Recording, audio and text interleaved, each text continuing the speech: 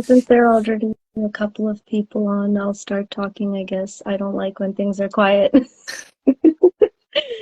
Um, so, hey guys, how's it going? I'm Samhita or Sammy C, as I publish under. And yeah, this is Book Talk, episode one. So, welcome aboard, Samhi, and all the fellows who have joined. I'm really grateful to every one of you. And yeah, I feel extremely delighted to have you, Samhi. Welcome. Thank you. So, how's your morning going today?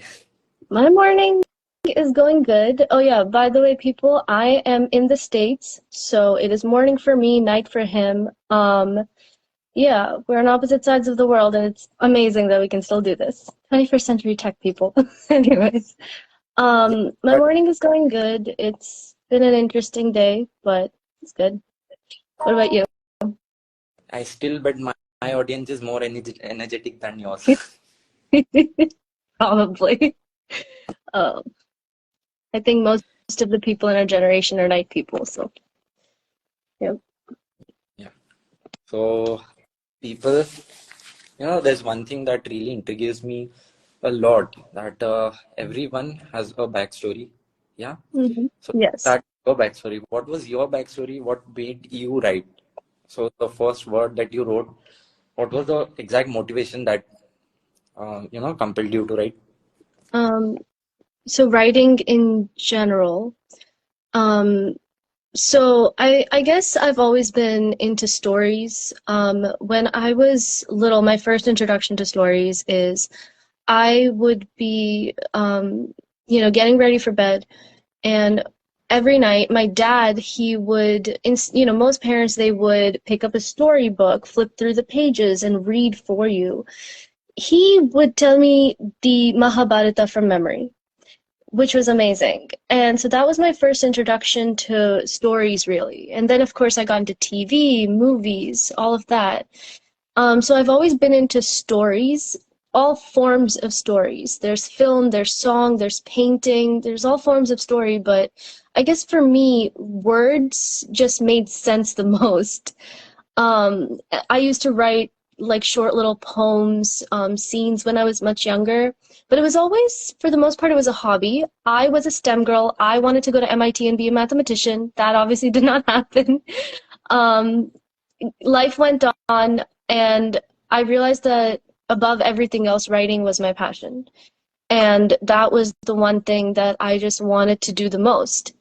I kind of went back and forth about maybe doing architecture or law as a career, or maybe both. But then I'm like, no, it's even if those things I do for fun, they're fine. But writing is the most important thing to me, and it's something I'm never going to abandon.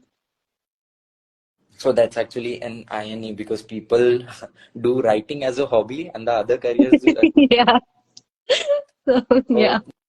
tell us something about your background. So what is your background basically? So what do you study? What do you pursue?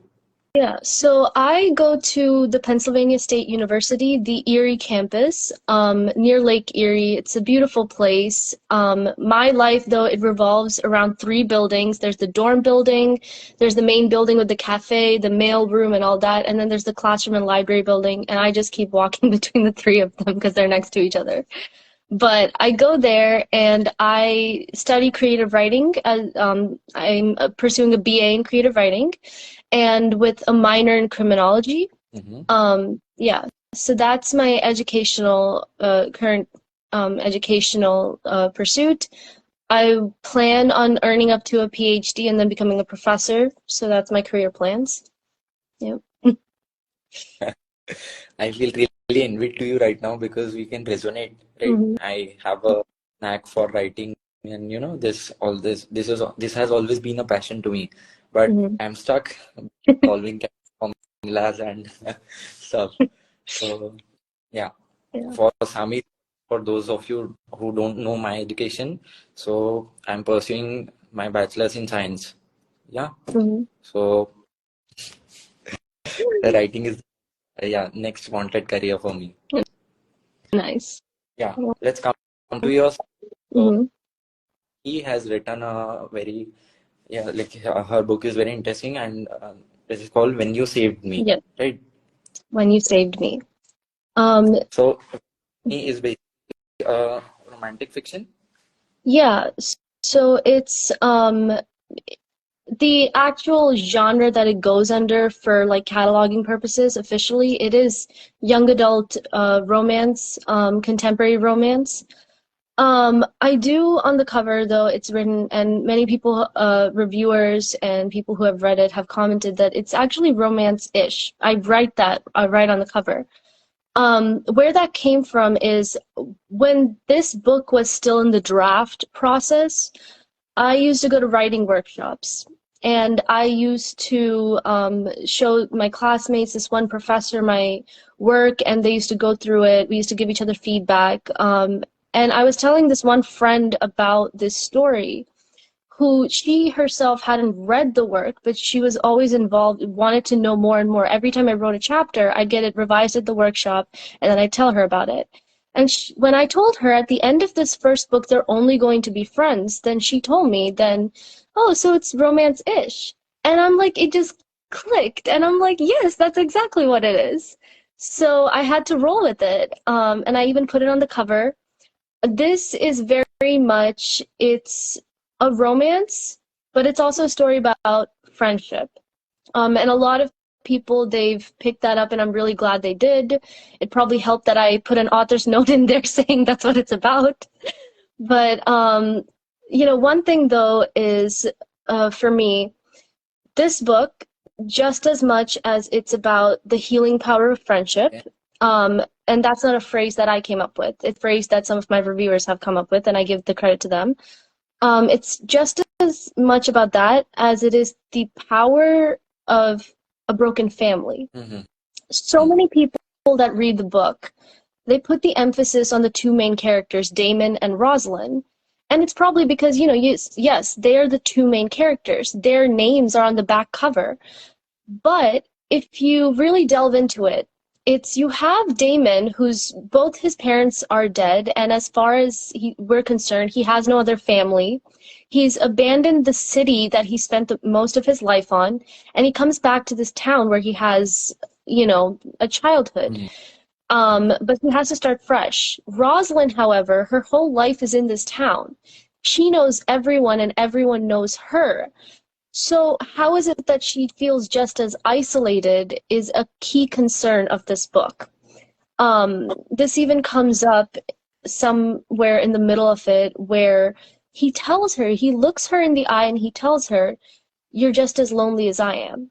And a huge part of that is because she comes from a broken home. So how do you fix a broken home? And sometimes it's leaving. Sometimes it's seeking out a friend that's outside of that home. Yeah. So how Mhm. did you pick the characters? So did you pick the characters from real life, or did you set them up in your own head? How did you do that? Yeah, good question. So my characters, they are a mix. So the first thing is this story, I will admit, it started as a fan fiction. I was obsessed with the Vampire Diaries Damon Salvatore. Oh, Ian Somerhalder is one of my favorite Hollywood actors, so many kisses to him, but it started as a fan fiction in my brain. I was just daydreaming. After the show ended, I was disappointed, so I kept daydreaming a lot. But eventually what ended up happening is the character changed. First, I tossed the last name and I changed that. Then I tossed the vampire aspect. Then I changed all the other characters. I completely rewrote the story, and eventually it became something very different. And I'm like, this isn't a fan fiction anymore. This is something different altogether. And then what ended up happening is gradually I did model Damon and Rosalind after a lot of real life people. Um, Part of it is me. Part of me is in both those characters.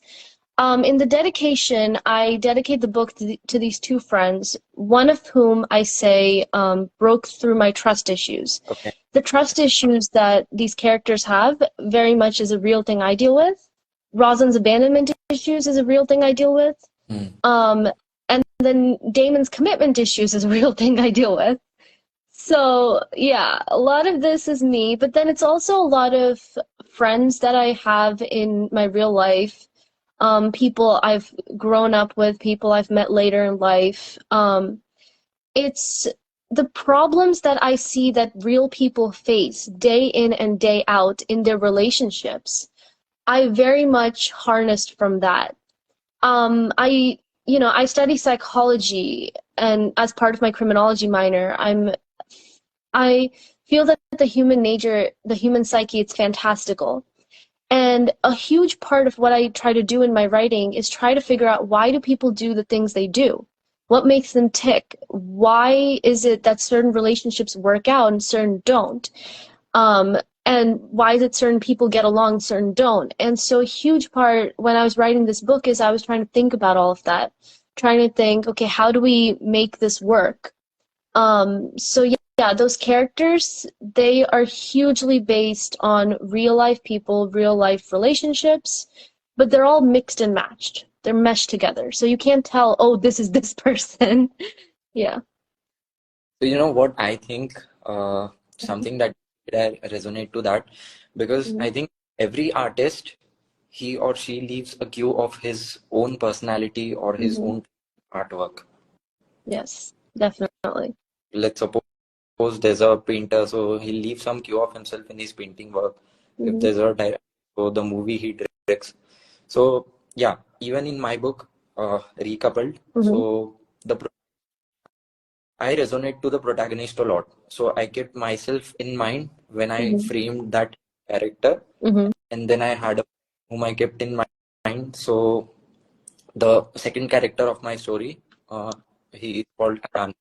So Ayan is basically an amalgamation of two friends of mine. Mhm.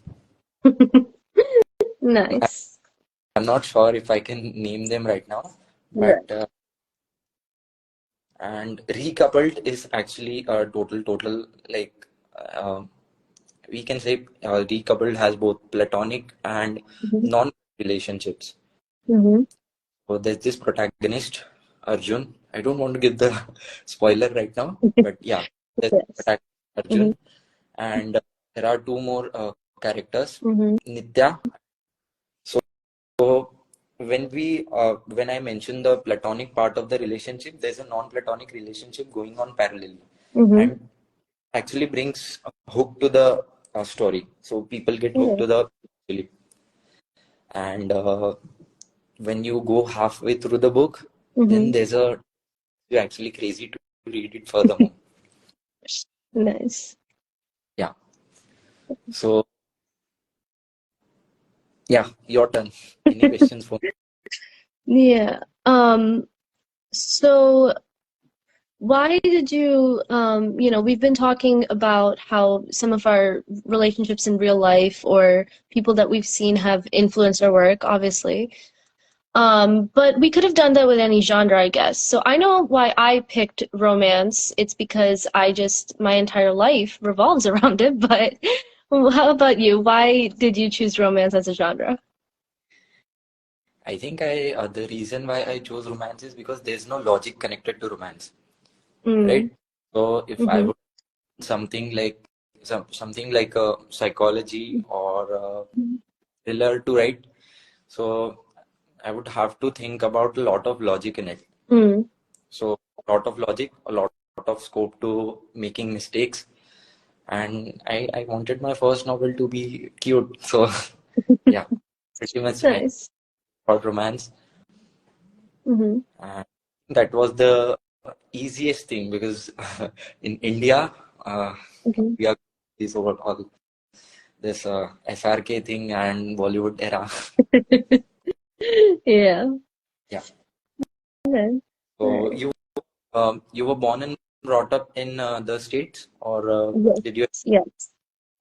Um, yeah, so I was born in Texas. I went to New Jersey when I was about 3.5. And I've pretty much spent most of my life in New Jersey, I in Pennsylvania for college. So currently I split my time between NJ and PA. But yeah, I've pretty much spent my entire life in the States. But at the same time, I picked up Indian film at a very young age. So, and I grew up in a predominantly South Asian community. So, and most of literally all of my best friends are originally from there. Some of them are immigrants for the most part. Um, but yeah, so just as much as I define myself as American. For all purposes, I don't consider myself Indian. I have very little touch with the country itself. I say I'm Telugu American because Telugu is something that I am very connected to. But I'm very much American, but I am grounded in the Indian community. And most of my friends are Indian, all of my family most of it is Indian. And I just realized most of my fan following is also Indian.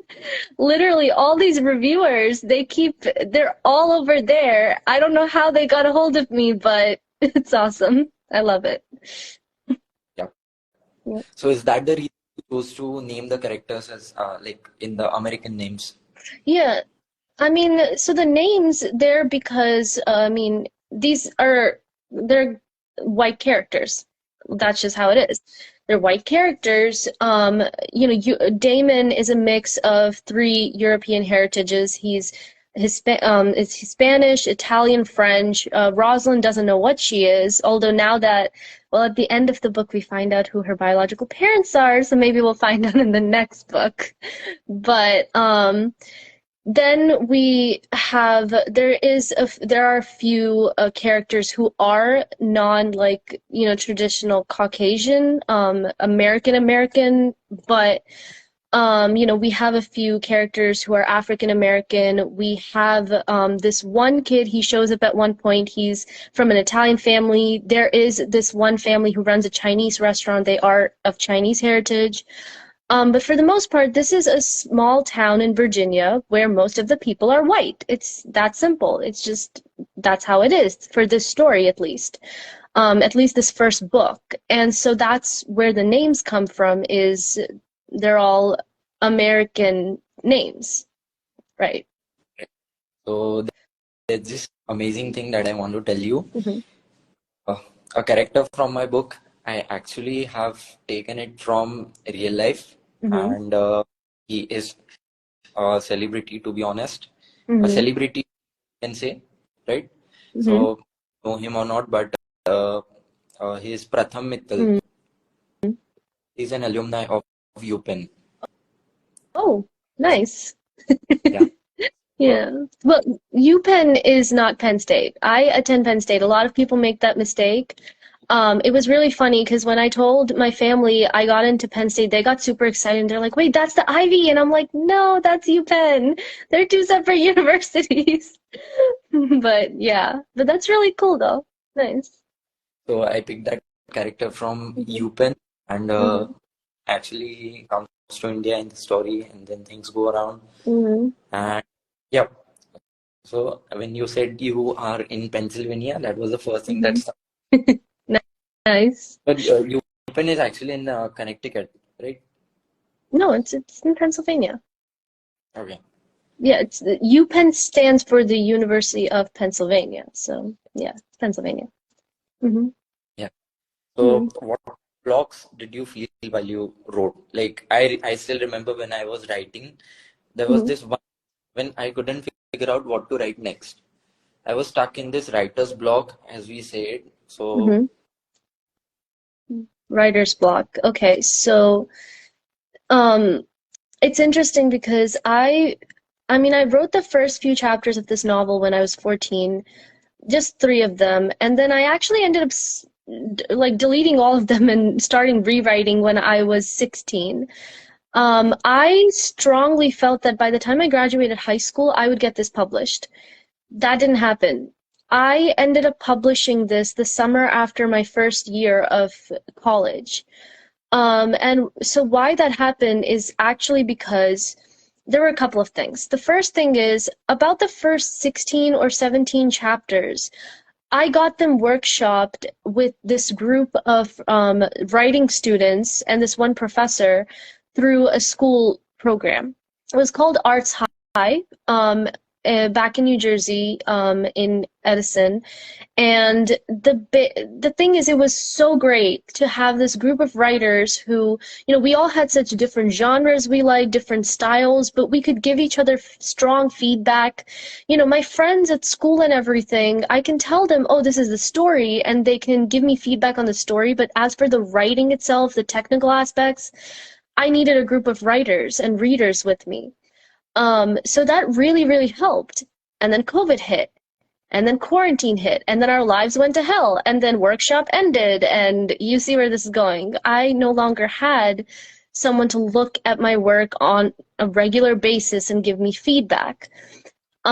So that was the first time I felt like I can't do this on my own, and I just didn't know what to do, where to go from there.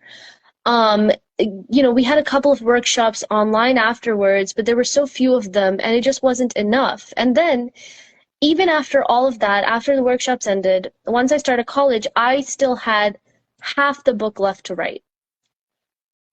When my first year of college started, I was only up to chapter 25, I think. I had finished I call them the Valentine's Day chapters. I had finished up into them.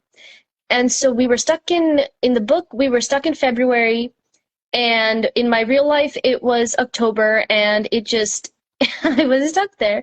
So my first semester of college, I really pushed myself, and gradually, at some point, I ended up finishing writing up till about chapter 39. I finished writing up till chapter 39, and it still didn't feel finished. I thought initially I was going to finish this book with 40 chapters. That was the plan. Okay. And the 40th chapter, though, I realized that I just needed more. I needed more, and the way I broke the chapter initially, it wasn't working. So that's another thing. My book, it's scenes inside chapters. And where do you split the scenes, but then which order do you arrange them in? But then also, how many scenes do you have per chapter? Which scene do you end a chapter with? Which do you start the next one? And that was a huge problem when we came to the end, because I really wanted only 40 chapters, but then I'm like, okay, you know what? This is ridiculous. I don't need an even number of chapters. It's just a sentiment thing. It's an OCD thing. I can break through this. I decided to do the 41st. And that's when I ended the book, and I'm like, I actually felt satisfied. And the ending, if you read it, you'll see there's still so much room for what comes next. Like the last scene, it's not super exciting or anything. It's very simple. It's very easy. And it gives this vibe, though, that there's something else coming. And I really wanted that because there's going to be a sequel. But then what ended up happening is I finished the rough drafts, and now I have to edit. And I'm stuck on my own. Once I got to college, I didn't have a group of people that could look at my work for me, at least in my first year. And so when I came into the spring, I still remember this one day I'm sitting at a desk. I have these piles of paper. I print them out before I got there, and I'm sitting with a pen and I'm editing. And my friend walks by and he looks at me and he's like, "What are you doing?" And I'm like, "I have to revise all of this by the end of the semester." And he looks at me and he's like, okay, good on you." But I went through each and every single one. I just kept going. By the end of the semester, I actually finished. And then, that summer, I got the ebook formatting ready and everything, and I pushed it out there. And the ebook actually came first. The paperback was released this February. Okay. Yeah, but it was something. It was, yeah. So this readers community is something I really crave for a long time. So I wanted someone to validate my point. I always wanted to read my script and actually tell me that yeah, okay, Harsh, you are going right. You can do this along. Yes. So initially, I still remember I gave my manuscript to some friends. My mom read it for the first time. Then there's this friend Harleen who read back for me. Then Shruti read it, and then things went on happening. Then I gave it to a professional reader, Mhm. and gave me a feedback. He said, "Okay, that's cool. You can publish it." And that's when it stuck to me that what if we create a community of readers who can do that? Because when I took my book to the professional reader, he actually charged me real money, right? Mhm. As a student, Yeah. I didn't have that money to give him, Yep. right? Yeah. So that was actually the time when I thought ki okay, something like this has to be done, Yep. and this is actually the initiation. So we like I think we are starting on a good note. So after this Mhm. podcast, create an actual community where we can build, foster reading, and we can bring in Mhm. more editors, editors, Yeah. right? Yeah. Definitely. No, a Yeah. huge part is this was one of the things is just very recently this one friend he just got a copy of the paperback and he tells me, "Oh, the story's fantastic. A couple of editing mistakes." And I'm like, "Yeah, I know, because I edited this myself." Because as you said, if I sent this out to a real publisher or anything, and the other thing is this is self-published through Amazon because it's free. I, I can do that for free. I have to cut you in. Hmm. I have. Yeah. I don't Hmm. know why, but this is the same story that goes true for every author. Hmm. Because half an hour prior to this podcast, Hmm. I went to Mr. Menadhar. He's a well-known film writer and author in Hmm. based. So he actually is going through my novel right now. So he actually Hmm. pointed out, told me that, dude, your manuscript needs to be edited. It Hmm. has a lot of, the grammatical Hmm. errors and the errors. So yeah, Yeah. I actually take my novel to an editor right now. Yeah. Yeah. But yeah, it definitely helps to have other eyes on your work, live in person, have that conversation. And even if not in person, but One advice, one at mhm, your side. So, do you think first-time authors should approach publishing houses, traditional publishing houses, or do you think they should go for self-publishing? Because self-publishing nowadays mhm, have a lot more easier than that it mhm, was, right? So we have Amazon, we yes. have Kindle, we have Flipkart. Mhm.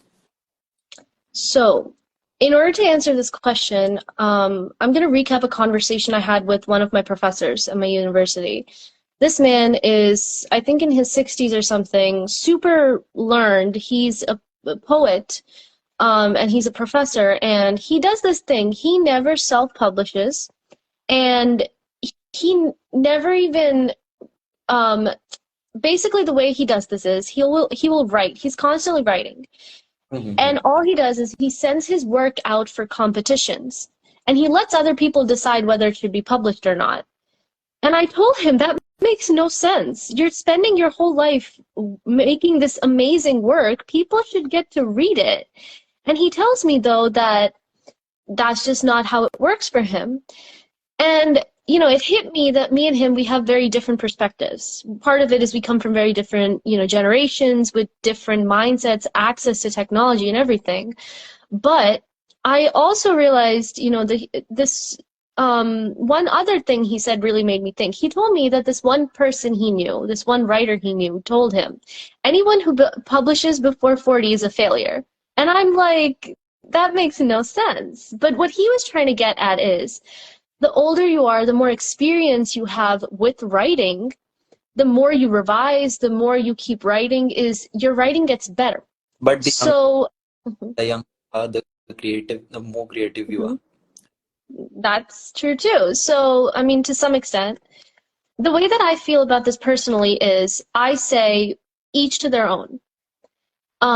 Leave it up to the writer. Some people, they want to publish their work themselves because yes, it's easier, it's more convenient, it's cheaper, and it gives you a certain level of control that you can't have if you send it to a publishing house. So the thing is, this one poetry collection I have out there, it went through this publishing company, Bookleaf Publishing, and my thing is I have some massive communication issues there. There's one person that's supposed to be monitoring my emails. They only get back to me once a month. My book still isn't up on all the platforms it's supposed to be on in the promised time, and I decided very recently that, and because this is in my contract, I'm allowed to do this, I can republish on my own. So I'm going to republish the book with updated illustrations. I didn't do illustrations for the first version. I'm going to do it for this version. I'm going to publish it myself on Amazon, because that way I can get my work out in the format that I like, in the time that I like, on my own terms. And if whether or not it's good and everything, the truth is I think it is. And everyone else out there who's reading it, who's judging it, that's up to them. And I'll leave it like that. You know, you can take the most famous authors in the world, and there will be people out there that will say, I hate them, I hate their work. And then you can take the worst ones out there, and there will be at least one person out there that says, oh my gosh, this is amazing. This is just how it works with art. So I really think, though, if you have the drive, if you have the skill, if you have the work, if you want to push it out there on your own, and if you can, you do it. You do it, and you don't take no for an answer. And that's what I personally think. That's great. That's great. So let's take up some questions from the audience. Mhm. I think they are waiting for us. Yeah, sounds good. Let's do Q&A. Can we have the questions, please?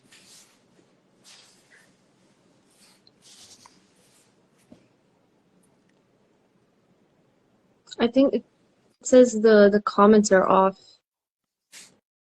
Yeah, but let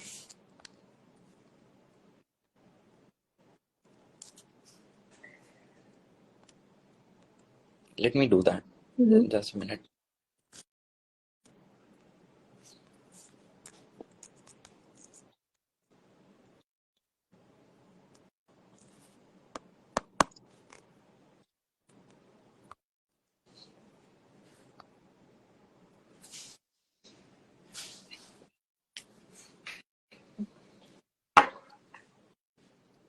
Okay, so I'm just gonna talk again while you figure that out, because I don't like quiet. Okay. So, you know what? Something fun, because earlier you were asking me how I came up with the names. Rosalind. Rosalind Castaway. Her name was something interesting. So Rosalind, I really liked the concept of roses, and I Okay. wanted something involving roses.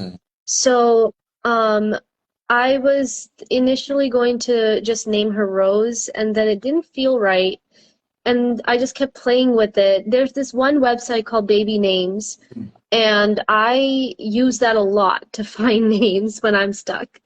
And I found Rosalind, and it just felt right. It felt right for this brunette who's 5'3". And then as for the last name, Castaway, it's very metaphoric. You know, this girl, she's got abandonment issues. She doesn't really feel like her family is her family. And so there's this one line where she tells Damon that, you know, they're all Rogers and Wilsons and I'm a castaway. So it's in there. She feels like a castaway. So Rosalind Castaway. That's how I came up with that name. But Yeah. So the cover of seems really simple and nice to me. So have you did it by yourself? I did that by myself. I did it using Google Drawings. Yeah. It took me maybe an hour to complete the version that is up there. I, worked with a lot of different color options. I worked with a lot of different font options, but it was really simple. I like to play with Google Drawings since I got my, Google account, and so I make graphics with that all the time. Even for my blog, I make my own graphics, sometimes with Google Drawings, sometimes on my phone. So it was something I had practice with. It was something I found fun and interesting, and I really wanted to do my own cover art because I'm an artist. Just like, I like to draw, I like to paint, I like to do digital art, and it made no sense for me to hire someone else to do it when I could A, do it myself and save money, and B, do it myself and give my own voice to the cover. So yeah, I did that. Sounds great. Mm. So No questions from my audience. Um, I don't know why, but I mm, can't see any questions happening right now. mm, So I think there's only the two of us who are playing this question answer game. mm. Well, because it's I mean on my side it still says that the comments are turned off Yeah, and I've like kept, I don't I've kept yeah them no the so purpose. hmm? I've kept Sorry, them what? on purpose because then the spammers enter into the podcast and things go Gotcha. wrong. So what I'm saying is if you turn the comments on though, that people can type their questions to us. There's no option right now. No? I don't think I can do it right now. Um, Give me a sec. mhm.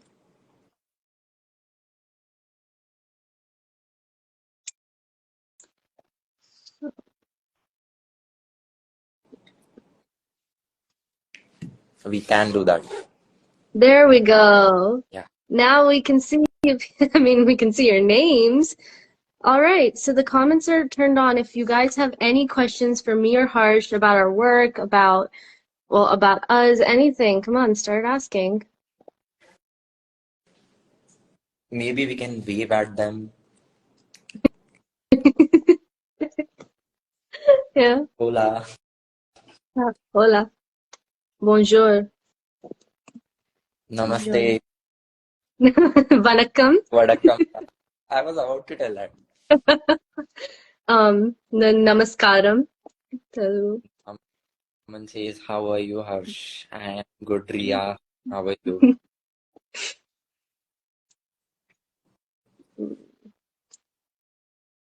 What happened, Samhi? I can't seem to see your followers. I don't know. Chances are, I'm assuming is either they've. There we go. Hey, we have one of mine. Hi, Okay. Siva.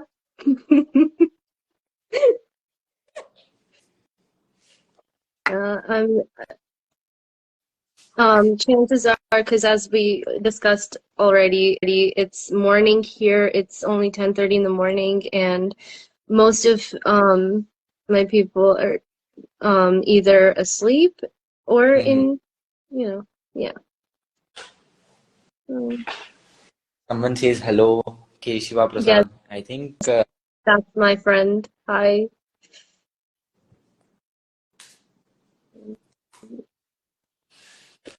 Um, yeah.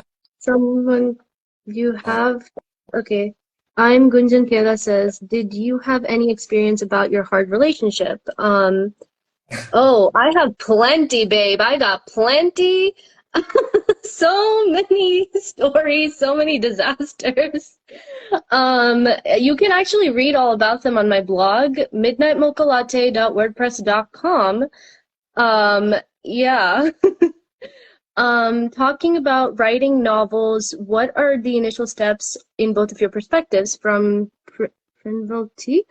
From my perspective, let's see, the initial steps, sit down and write. I'm telling you, that's the only way you can start is if you sit down, write. Even if it feels like complete trash is coming out of your brain, start typing, start writing, and see what happens. That's the only way that you're gonna get started.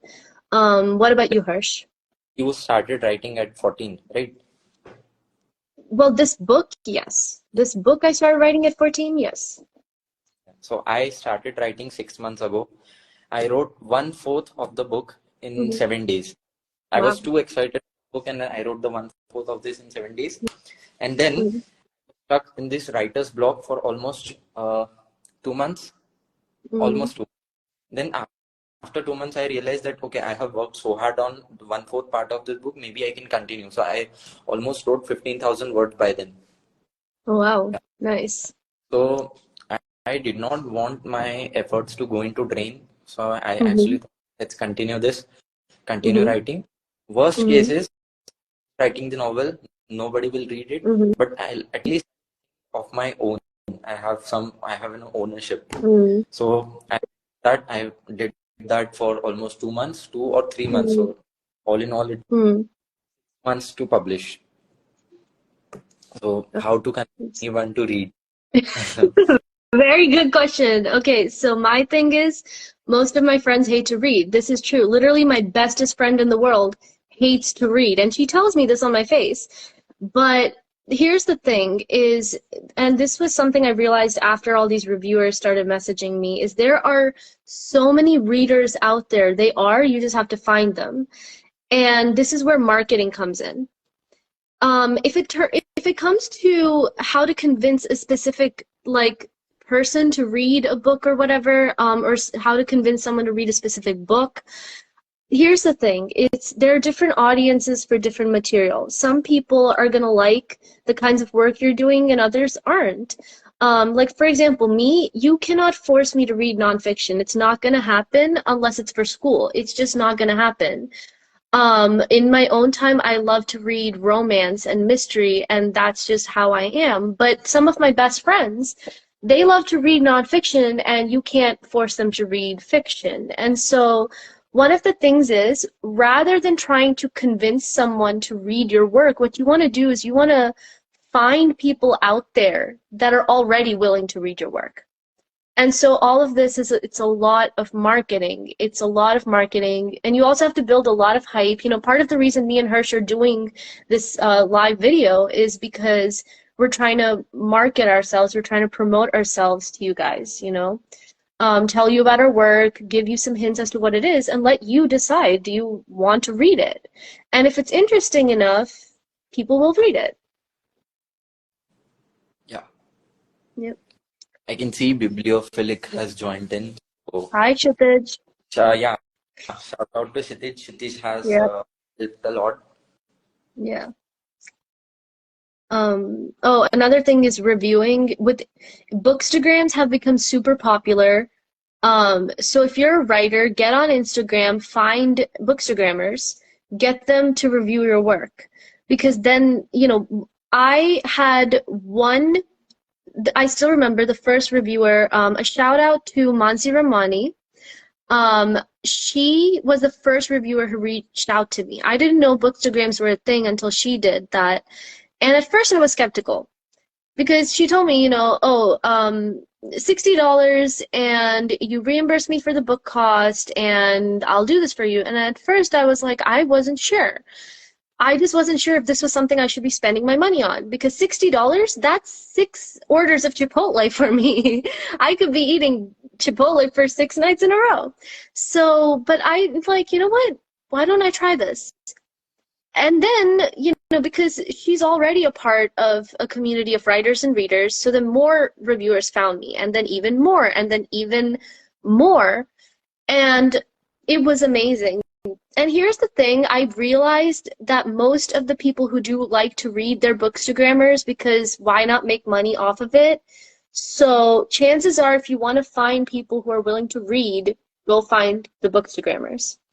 Um, If you could ever co-write a book with any author, living or dead, who would it be and why? I have Hi, been. Savit. Hi, Bangaram. This boy is one of my besties. But anyways, um, let's see. I'd really like, Co-author. I'd really love to co-publish, I mean, co-author one of my book with my mom. Yeah, that's so sweet. Yeah. Oh, that's sweet. This, My dad for me. Yeah. Mhm. I would, he actually, that's one of the plans, by the way. He tells me the stories out loud and then I want to write them. But if I'm talking about like actual authors, oof, who's an actual, Amit Tripathi. He wrote the Shiva trilogy. I'd want to write a trilogy with him.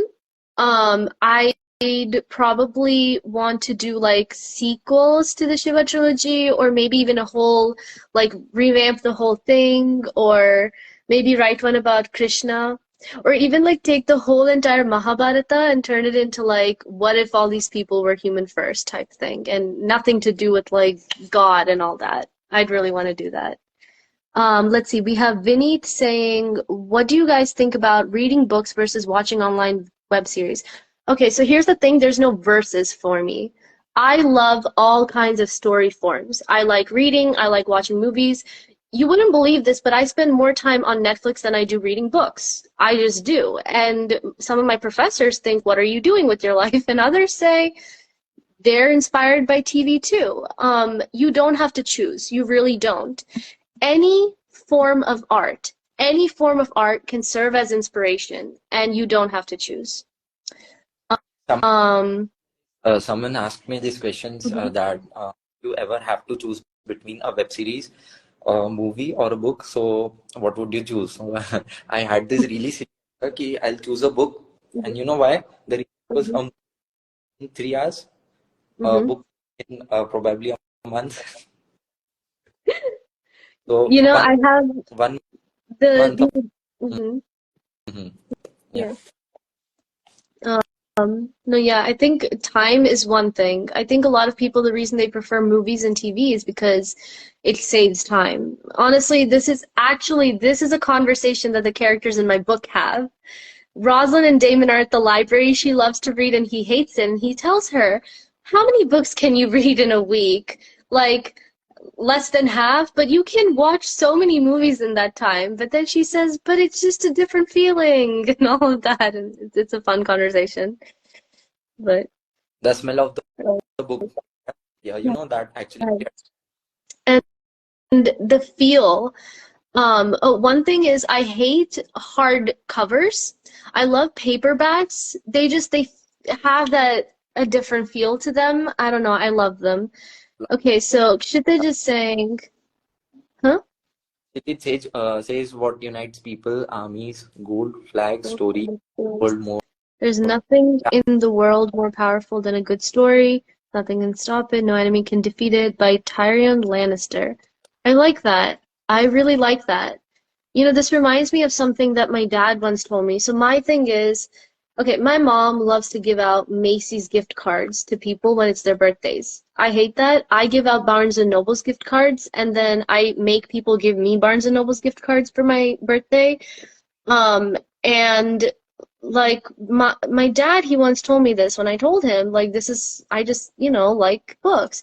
And he told me, he said that if we buy clothes, if we buy food, any of it is temporary, but if someone reads a good story, it's in their brain forever. It's mhm. just, the book itself might tear, but the story, it's never going to disappear. I really like that. All Great. right. Any more questions? I have a bad network here, so excuse me for going on and on. Problem No problem. It happens. happens. So even my dad has this likes to wish people on their Mm-hmm. happy birthday. And Mm-hmm. yeah, so every day, 12 a.m., he just sits Mm-hmm. with his Facebook on and he Yeah. just texts his birthday. Nice. The last time on my father's birthday, the last Mm-hmm. month, uh, Mm-hmm. I advised him, okay, Dad, you just put your phone on switched off, Mm-hmm. because you are going to receive a lot of messages. Like, it was for real. Yeah. Turned that phone on. It took Mm-hmm. almost for it to get started. Mm-hmm. Mm-hmm. Nice. All right. So do we have any more questions from you guys?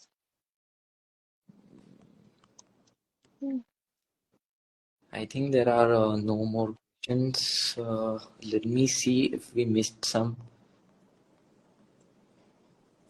Mm-hmm. Yeah. So no more questions from my audience. No more Mm-hmm. questions from your. I think we need to end. I Yeah. mean, we can. So